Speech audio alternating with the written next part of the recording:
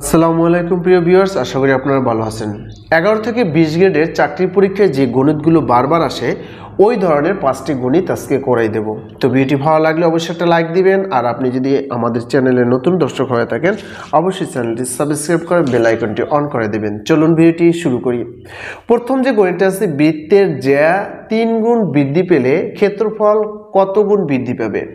এই গণিতটা কিন্তু দেখেন 27তম বিসিএস কিন্তু আসছে, 32তম বিসিএস প্রাথমিক ও গণশিক্ষা মন্ত্রণালয় কিন্তু আসছে, কিন্তু খুবই একটা গুরুত্বপূর্ণ কিন্তু গণিত ধরলাম। তো এখানে আমরা জানি কি যে বৃত্তের 82 হচ্ছে কি একটা যায়, আমরা এটা জানি না, তাহলে সেই জন্য আমরা লিখতে পারি যে ধরি বৃত্তের ব্যাস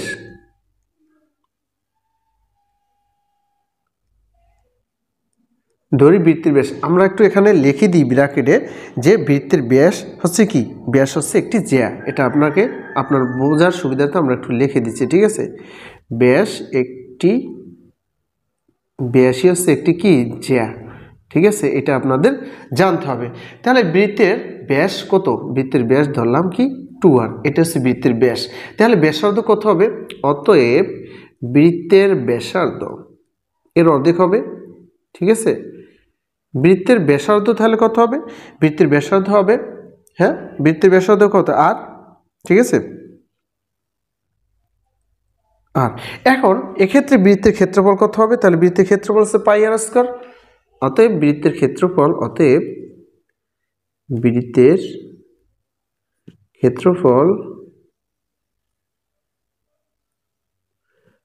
বৃত্তের ক্ষেত্রফল কি হবে, পাই আর স্কয়ার, ঠিক আছে।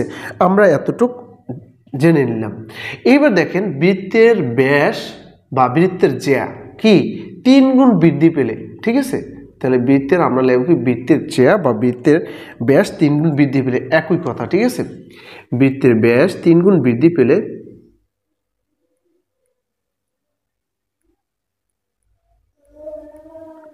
বৃত্তের ব্যাস 3 গুণ বৃদ্ধি পেলে 3 গুণ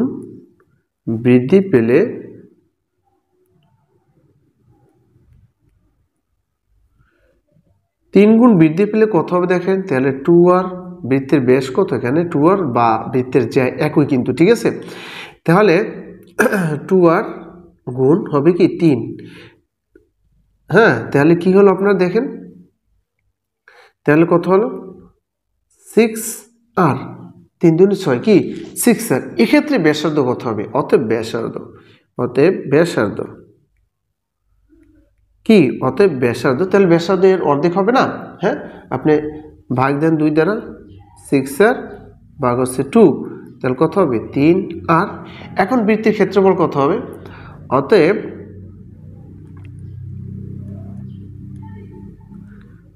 বৃত্তের ক্ষেত্রফল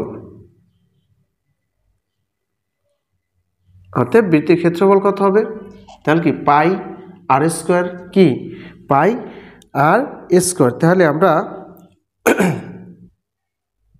এসে পাই আর স্কয়ার, বৃত্তের ব্যাসার্ধ মানে কি আর না, এটা সমান কিন্তু আমরা আর লিখতে পারি, ঠিক আছে।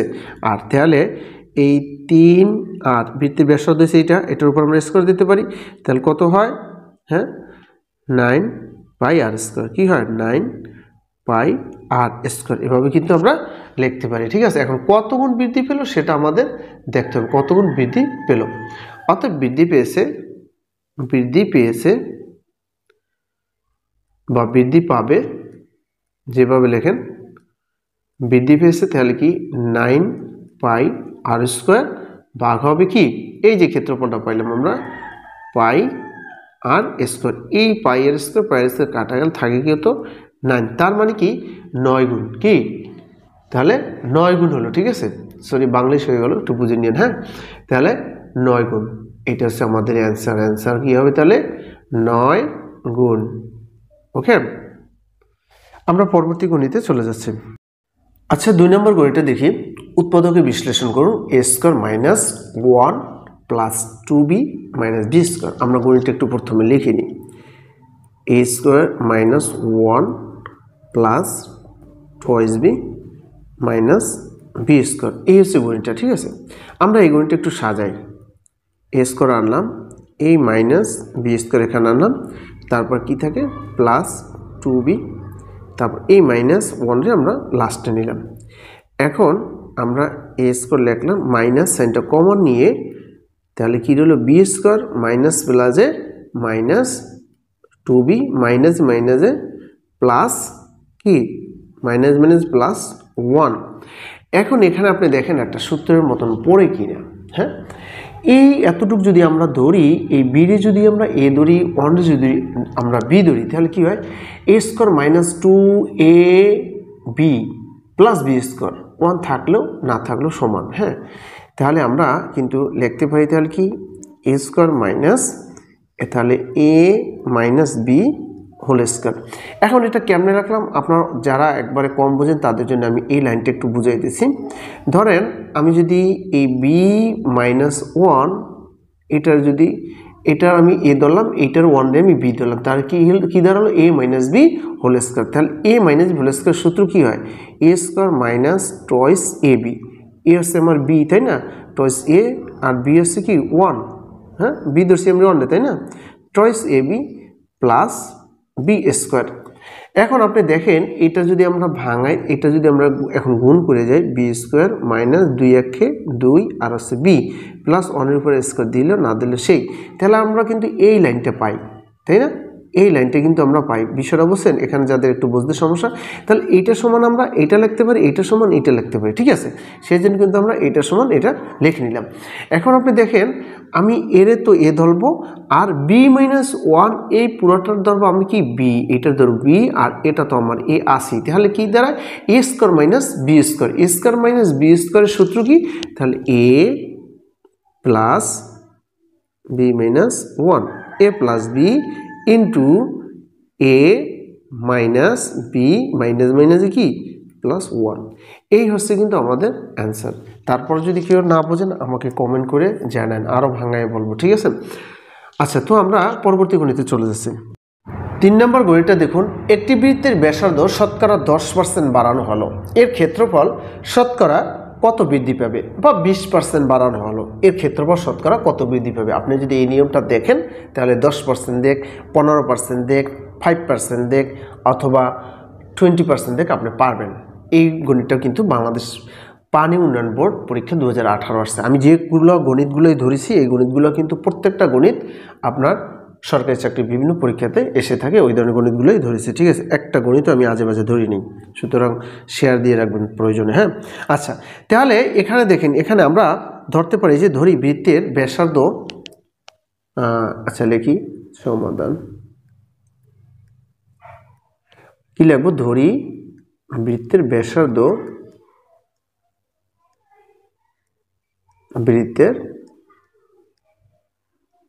বৃত্তের ব্যাসার্ধ ধরলাম 10, কি ধরলাম 10 ধরলাম, তাহলে অতএব ক্ষেত্রফল কত হবে, অতএব ক্ষেত্রফল এখানে লিখে নিই, অতএব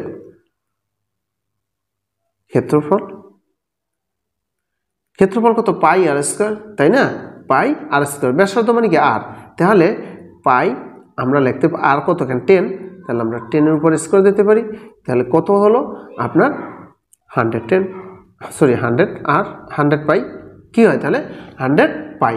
ওকে, এই পাইলাম আমরা বৃত্তের ক্ষেত্রফল।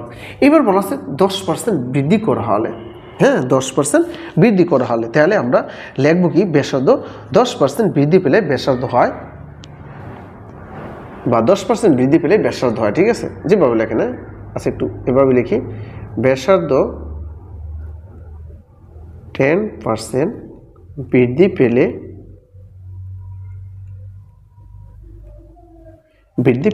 ব্যাসার্ধ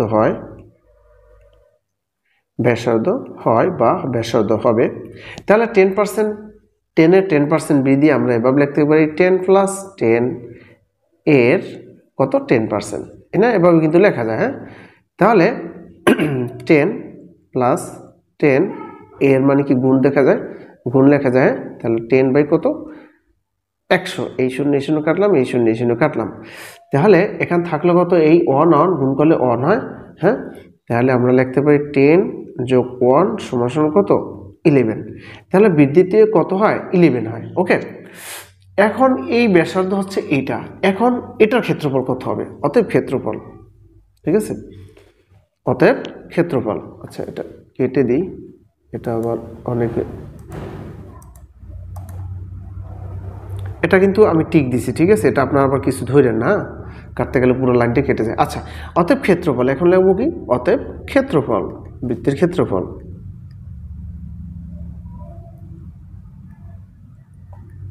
ক্ষেত্রফল তাহলে এখানে কি হবে? পাই আর স্কোয়ার। আর কত পাইছি আমরা? 11, 11 উপরে স্কোয়ার, তো 11 11 কত? 121, তাহলে 121 পাই। তাহলে যখন আমরা 10 ধরলাম তখন এর ক্ষেত্রফল দাঁড়ালো এত। হ্যাঁ, যখন এই ব্যাসার্ধ যখন 10% বৃদ্ধি হলো তখন এর ক্ষেত্রফল হলো 121 পাই। তাহলে ক্ষেত্রফল বৃদ্ধি পেল কত সেটা আমরা লিখব কি? বৃদ্ধি পেলে কত সেটা আমরা লিখব। এখন লিখব আমরা ক্ষেত্রফল বৃদ্ধি পেয়েছে, কি?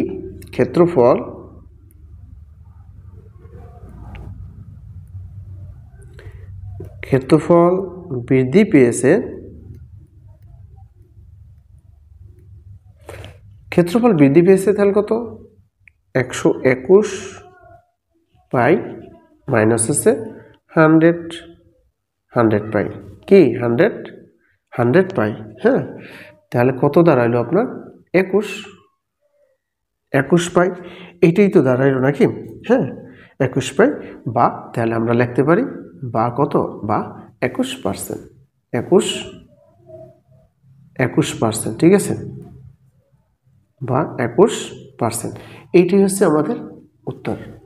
আশা করি বুঝছেন। তাহলে কত বৃদ্ধি পেল? 21% বৃদ্ধি পেল। আমরা পরবর্তী গণিতে চলে যাচ্ছি। 4 নম্বর গণিতে দেখুন, একটি গাড়ির চাকা প্রতি মিনিটে 12 বার ঘোরে, চাকাটি 5 সেকেন্ডে কত ডিগ্রি ঘুরবে?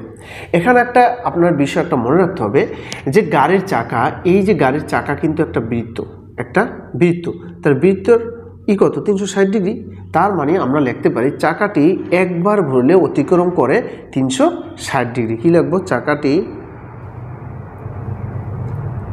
চাকাটি একবার ঘুরলে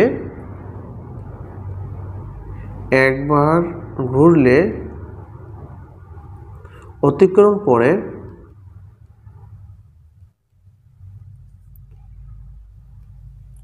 করে কত ডিগ্রি? 360 ডিগ্রি, ঠিক আছে। হ্যাঁ, একবার অতিক্রম করলে, অতএব চাকাটি যদি কি 12 বার অতিক্রম করে, কতবার? 12 বার ঘুরলে অতিক্রম করে কত ডিগ্রি হবে? তাহলে 360 আমরা 360 ডিগ্রি গুণ দেবো আমরা কত দ্বারা? 12 দ্বারা। কি 360 আমরা গুণ দেবো 12 দ্বারা। তাহলে কত হয়? এটার যদি আমরা গুণ করলে গুণফল হবে 4320 ডিগ্রি, ঠিক আছে। তাহলে অতিক্রম করে, যদি চাকাটি 12 বার ঘোরে তাহলে 4320 ডিগ্রি অতিক্রম করে, ঠিক আছে, এত ডিগ্রি অতিক্রম করে। এইবার আমরা লিখব তার মানে কি 12 বার ঘোরে কত মিনিটে? 1 মিনিটে, মানে কি 60 সেকেন্ডে। কি মানে এই যে প্রতি মিনিট মানে কি 60 সেকেন্ডে। তাহলে 60 সেকেন্ডে অতিক্রম করে এত ডিগ্রি, সেই জন্য আমরা লিখব 60 সেকেন্ডে অতিক্রম করে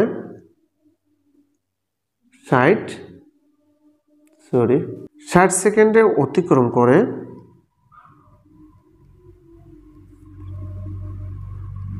আচ্ছা 60 সেকেন্ডে অতিক্রম করে কত ডিগ্রি? 4320 ডিগ্রি, 4320 ডিগ্রি, ঠিক আছে, এত ডিগ্রি।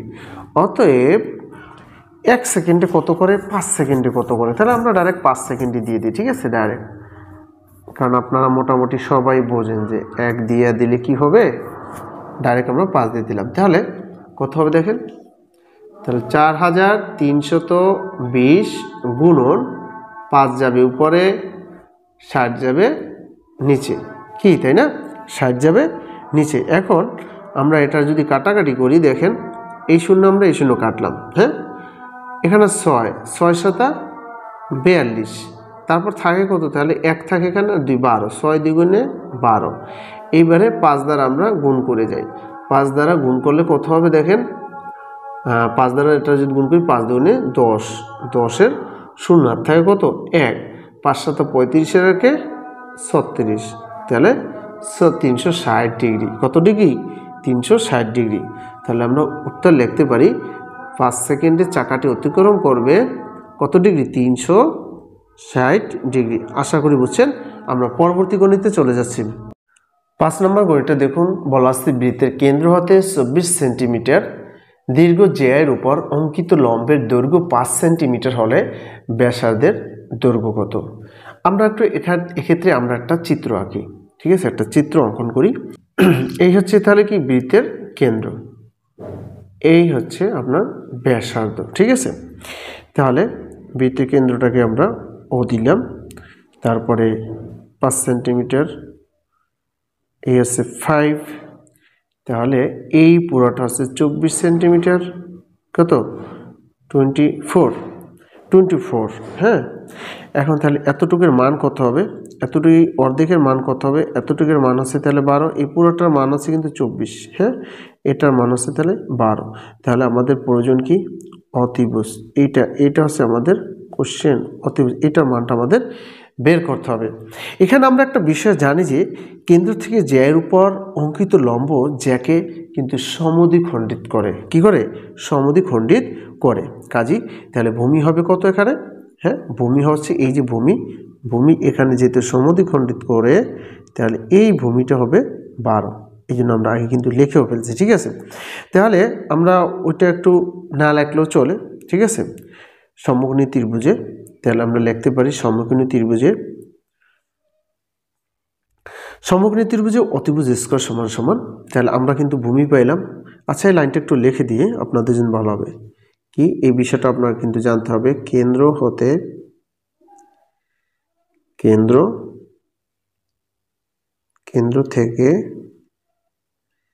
কেন্দ্র থেকে জ্যায়ের উপর অঙ্কিত লম্ব জ্যায়ের উপর অঙ্কিত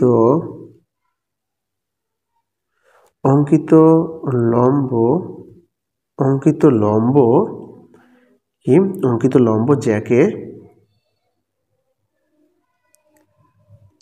সমদ্বিখণ্ডিত করে,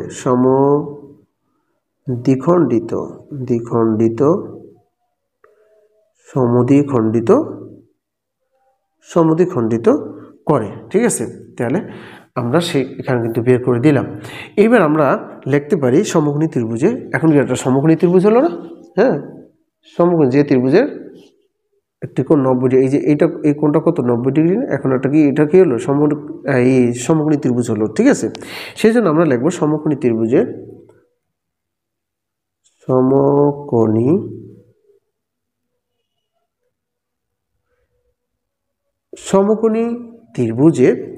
আমাদের প্রয়োজন কি? অতিভুজ, না? তো অতিভুজ স্কয়ার সমান সমান কি? লম্ব স্কয়ার প্লাস ভূমি স্কয়ার, বা ভূমি স্কয়ার প্লাস লম্ব স্কয়ার, যেভাবে লেখার সমস্যা নেই। তাহলে আমরা লিখব কি? অতিভুজ স্কয়ার সমান সমান কি হবে? অতিভুজ স্কয়ার সমান সমান আমরা লিখতে পারি কি? ভূমি স্কয়ার প্লাস লম্ব স্কয়ার। হ্যাঁ, আমরা পুরোটা না টেনে আমরা সমাধানের মতন করে যাই। এখন আমাদের এখানে দেখেন ভূমি আছে কত? ভূমি আছে 12। ভূমি কত? 12, তাই না? এই জন্য আমরা লিখতে পারি 12 স্কয়ার প্লাস লম্ব পাইছি কত? এই যে 5, লম্বই 5 স্কয়ার। তাহলে কত হলো? 12 বড় কত হয়? 12 বড় হচ্ছে 144, 144 প্লাস 25, বা তাহলে 5 আর 4 কত? 9, আর হলো 6, আর হলো 169। অতএব অতিভুজ সমান সমান আমরা লিখতে পারি, অতএব অতিভুজ সমান সমান আমরা কি এটার উপর রুট দিতে পারি? এই স্কয়ার উভয় পক্ষে যদি স্কয়ার রুট করি, উভয় পক্ষে যদি আমরা রুট করি, তাহলে স্কয়ার রুটে কাটা যায়, এই পাশে রুটটা থেকে যায়, তাই না? 169 তাহলে কত হয়? 13। হ্যাঁ, 13 কত হয়? 169। তাহলে আমাদের অতিভুজ কত? 13। এই যে অতিভুজ এখান থেকে কত? 13, ঠিক আছে? তাহলে আমাদের ব্যাসার্ধ এটাই, তাহলে কি এই তো ব্যাসার্ধ, তাই না? এই ব্যাসার্ধ হচ্ছে কত? ব্যাসার্ধ হচ্ছে 13। তাহলে আমরা উত্তর লিখতে পারি ব্যাসার্ধ কত? 13। তো ভিউয়ার্স, আজকে ভিডিওটি এ পর্যন্তই। তো আশা করি আপনারা লাইক শেয়ার কমেন্ট করে উৎসাহিত করবেন, কারণ আপনারা যদি একটু উৎসাহ করেন তাহলে আর একটা ভিডিও করতে অনেক কষ্ট হয়, টাইপিং করা, এভাবে করা সময় সাপেক্ষ, ঠিক আছে। তো আপনারা যদি একটু বেশি বেশি লাইক শেয়ার কমেন্ট করে উৎসাহিত করেন তাহলে আরও পরবর্তীতে বেশি বেশি ভিডিও বানানোর একটা উৎসাহ পাই।